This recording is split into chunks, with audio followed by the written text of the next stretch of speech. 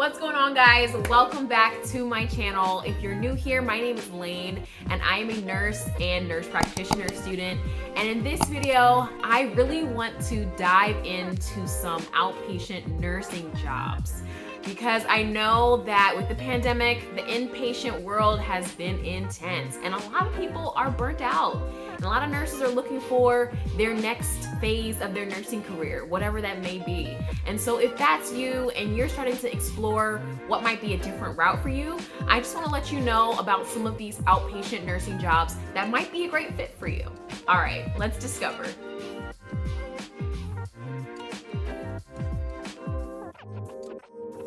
So when I first became a nurse, it was the hospital or bust. And I feel like that is what all of my professors talked about. And that was kind of my mentality. And I think that I had a great first start in the inpatient world when I was a new grad.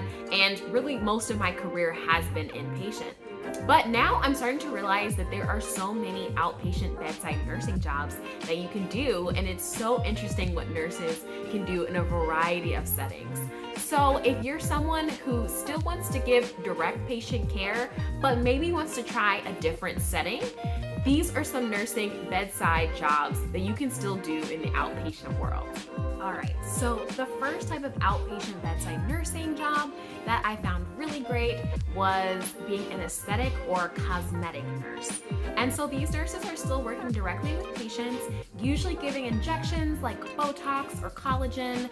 They could be administering laser treatments such as laser tattoo removals or light therapy. And they could also be doing different skin treatments like chemical peels or microdermabrasion. So this kind of nursing can be pretty low stress because nothing is really life or death, but you are dealing with someone's face a lot of times. So obviously you need to be very careful and have a lot of attention to detail. If you have any background in plastic surgery or dermatology, those would be extremely helpful. And for this schedule, it's mostly Monday through Fridays, 9 to 5. And I'm sure you could work some weekends, but most of the time it's gonna be your 9 to 5. Monday through Friday. And I've seen a lot of PRN jobs for this as well, and a lot of nurses who own their own businesses doing this and make a lot of money because most of the patients are paying out of pocket. I think one disadvantage that could be argued for this is that you do have to have a pretty big initial investment financially into getting certifications and taking courses. And some of the courses I've seen can be like hundreds to thousands of dollars. But hopefully if you're working through a practice or a clinic, they can help pay for a lot of those fees. But if you're doing it on your own, I think there is a good amount of an initial investment in trying to get certified into doing a lot of these treatments. But it seems like an amazing gig, and I actually did a clinical rotation at a cosmetic medical center, and it was honestly an amazing experience. I don't know if I would do it full-time at this point in my career, but definitely something that seems pretty cool. There's also the option to be an infusion nurse. So a lot of accessing ports, accessing central lines, starting IVs, trying to give patients IV medications. And that could be at an infusion center, or it could be home calls and the like, but definitely you would want to have strong assessment skills, monitoring for any adverse reactions, and knowing your labs, knowing what labs to review before and after giving infusions. But this also seems like a pretty low stress job in terms of emergencies. It seems like most of the patients either come for a one-time infusion or they're people that you see regularly, so you can create relationships with your patients, which I think is always great. And most of the job listings I've seen for this are Monday through Friday as well, 9 to 5, really no holidays, minimal weekends if any. But yeah, it seems like you would want to be a strong stick, really good IV starting skills, but if you're not, I'm sure you would also get really great at it just by being at the infusion center. So I think that this is a great option, and I think most nurses coming from the inpatient world would be able to do a job like this. And then of course there's your classic private practice nurse who's working in a physician's office or a nurse practitioner's office. And I think that this is really great too because it's also 9 to 5, Monday through Fridays. no real weekends, no holidays. And in primary care can be very, very busy, so there probably are very busy days, but still would seem to be less hectic than your craziest day in the inpatient world, where you're worried about codes and a lot of acute things. But in primary care, most of that stuff would get called, like 911 would get called and the patient would get taken. And I think this is a great job for anyone who really loves building relationships with their patients over time, because you're going to tend to see a lot of the same patients over and over again.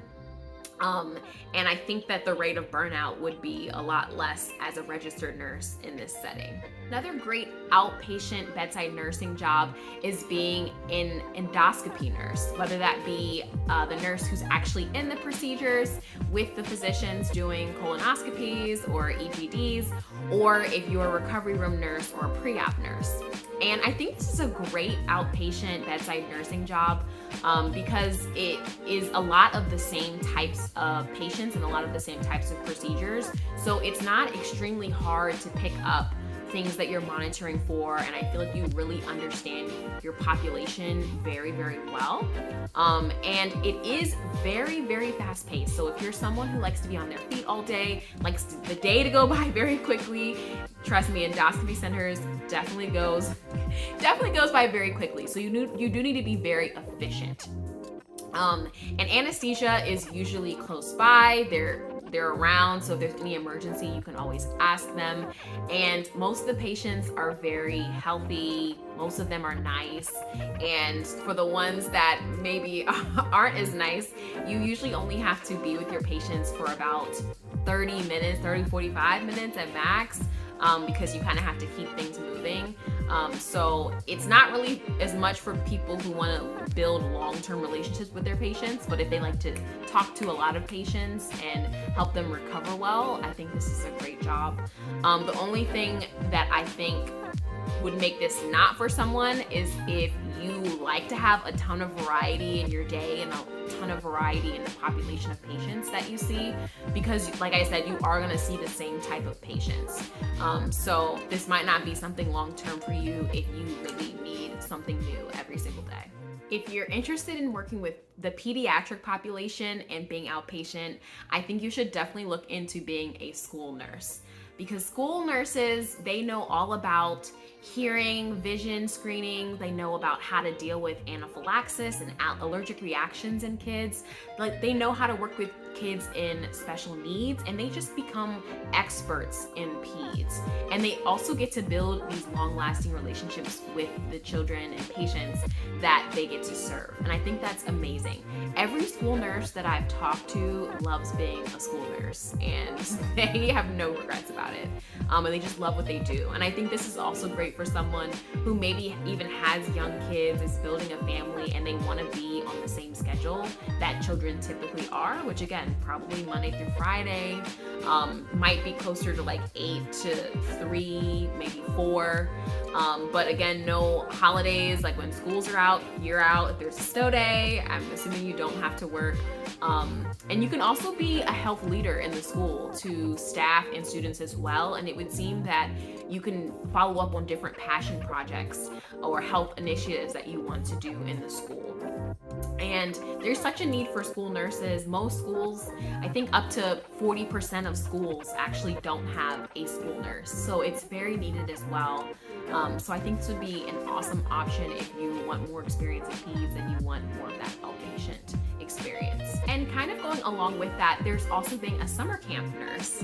And I know there's a lot of travel nurses out there sometimes between contracts who might want to slow down a little bit and get maybe some more peds experience. If that's you, I think that being a summer camp nurse is also a great option. You're pretty much doing similar things to a school nurse, but obviously it's only for the summer, and potentially depending on what camp it is, you might also need to go to whatever location the camp is.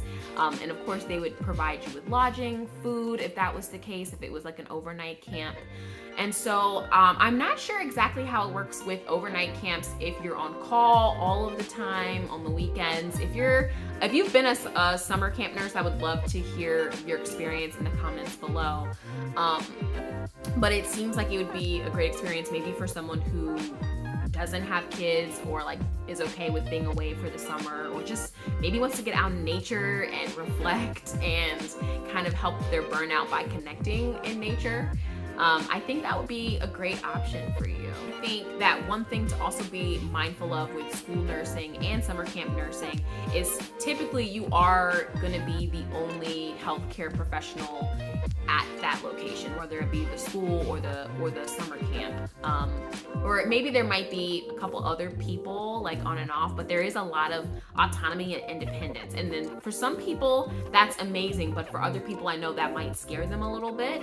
But of course, I mean, you can always call resources. There's always going to be resources, but for someone who's not as confident about kind of being on their own and making some judgment calls within the scope of their license, that might not be the best situation for you. Then the last job that I'll talk about, I know there are so many, but the last one I'll touch on in this video is telehealth nursing, which I think is so amazing, especially now kind of getting past the pandemic. Telehealth has really taken off, and we've seen how impactful it can be to reach those in rural areas and in areas where patients can't get readily accessible medical care. And so there are triage nurses where you can call a line and speak to a nurse, and these nurses will monitor sensors, blood pressure, heart rate, and the like, do a quick assessment virtually, and be able to direct patients to actual physical care centers should they need it. So obviously you would need to have great communication skills, great technical skills with working with whatever communication the company would want you to be working with. But this could be great for those who want a flexible schedule, because this tends to be more so in the comfort of your own home, obviously remote, and more of a flexible schedule is what I've seen, where you can pick your hours of when you want to be available or on call. So I think this is a great option too, especially if you are a student and you're looking for something a little bit on the side. I think that could also be good. Something that could be a disadvantage is potential for cyber attacks, being used to like technical issues, technical difficulties, just being able to overcome certain obstacles like that. But I'm sure that there would be a lot of resources for you if you wanted to be a telehealth nurse as well. Alrighty guys, so that's the end of this video. I hope that this gave you a nice little overview of some of the different outpatient bedside nursing jobs that you can do if you're looking for a little bit of a break from the inpatient world. And like I said, there are plenty of other jobs that I did not mention. These were just some of the ones that I thought sounded really cool. Some of these I have done, and most of these I know people who actually work in these positions. So this is just my opinion of some of the lifestyles. But if you have questions below, definitely drop them below. I'd love to hear from people who are working in any of these jobs, what they think are the best things about it, and also some of the obstacles as well with the job. I would love to hear your experiences. If you like this video, please give it a like, a little thumbs up, and please subscribe to my channel because I'll have plenty of more content coming out soon. All right, guys, see you in the next one. Peace.